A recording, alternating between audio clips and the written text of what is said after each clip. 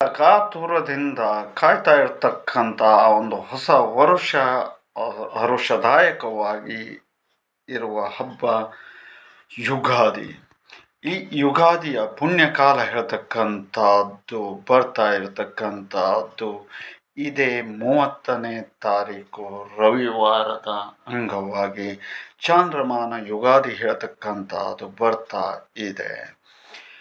ಯುಗಾದಿಯ ಪುರುಷ ಫಲ ಹೇಳ್ತಕ್ಕಂಥದ್ರಲ್ಲಿ ಯುಗಾದಿ ಪುರುಷನು ಹಂದಿಯ ಮೇಲೆ ಕುಳಿತುಕೊಂಡು ಉತ್ತರ ದಿಕ್ಕಿನಿಂದ ಬಂದು ನೈಋತ್ಯ ದಿಕ್ಕನ್ನು ನೋಡುತ್ತಾ ದಕ್ಷಿಣಾಭಿಮುಖವಾಗಿ ಪ್ರಯಾಣವನ್ನು ಮಾಡ್ತಾನೆ ಅಂತ ಹೇಳಿದರೆ, ಆತ ಏನು ಒಂದು ಉತ್ತರ ದಿಕ್ಕಿನಿಂದ ಬರ್ತಾನೆ ಆ ದಿಕ್ಕಿಗೆ ತುಂಬ ಒಳಿತು ಉಂಟಾಗ್ತದೆ ಮತ್ತು ಆತ ನೋಡಿರ್ತಕ್ಕಂತಹ ದಿಕ್ಕು ಹೇಳ್ತಕ್ಕಂಥದಕ್ಕೆ ತೊಂದರೆ ಹಾನಿ ಹೇಳ್ತಕ್ಕಂಥದ್ದು ಉಂಟಾಗ್ತದೆ. ಆತನು ಸಾಗುವ ದಿಕ್ಕಿನಲ್ಲಿ ಕೂಡ ಅಶಾಂತಿಯ ವಾತಾವರಣ ಹೇಳ್ತಕ್ಕಂಥದ್ದು ಉಂಟಾಗುವ ಸಾಧ್ಯತೆಗಳು ಇರತಕ್ಕಂಥದ್ದು ಮತ್ತು ಆತನು ಎಳ್ಳೆಣ್ಣೆಯನ್ನು ಮೈಗೆ ತಿಕ್ಕೊಂಡು ಗಂಗಾ ನದಿಯಲ್ಲಿ ಸ್ನಾನವನ್ನು ಮಾಡಿ ವಿಚಿತ್ರ ವಸ್ತುವನ್ನು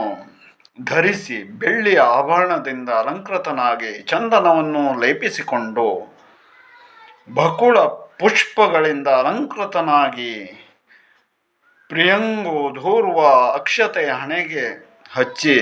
ತಾಮ್ರದ ಪಾತ್ರೆಯಲ್ಲಿ ಭಕ್ಷ್ಯ ಭೋಜನವನ್ನು ತಿನ್ನುತ್ತಾ ಮಾವಿನ ಹಣ್ಣನ್ನು ಕೈಯಲ್ಲಿ ಹಿಡಿದು ಜೀರ್ಣವಾದ ಛತ್ರಿ ಹಿಡಿದು ಕಬ್ಬಿಣದ ಆಯುಧ ಹಿಡಿದು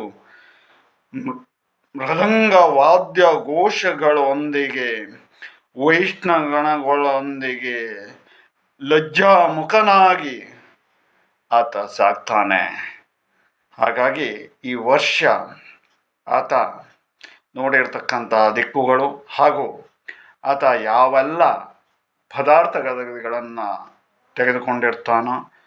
ಮತ್ತು ಅಷ್ಟಭುಜನಾಗಿ ಇರತಕ್ಕಂಥದ್ದು